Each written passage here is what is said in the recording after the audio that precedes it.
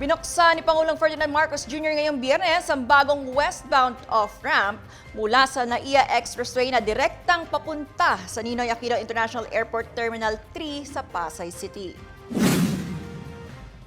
Ayon sa Pangulo, inaasahang malaking ginhawa ito sa mga motorista dahil mababawasan ang pagsisigip ng trapiko at bibilis ang biyahe papasok ng paliparan.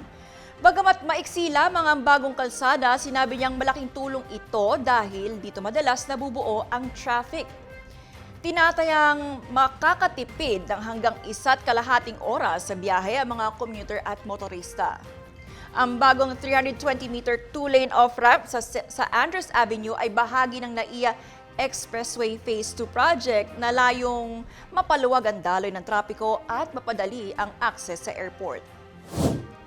Batay sa datos ng Department of Transportation, bumaba na sa 5 minuto mula sa dating 40 minutes ang travel time mula NAIA X papuntang NAIA Terminal 3.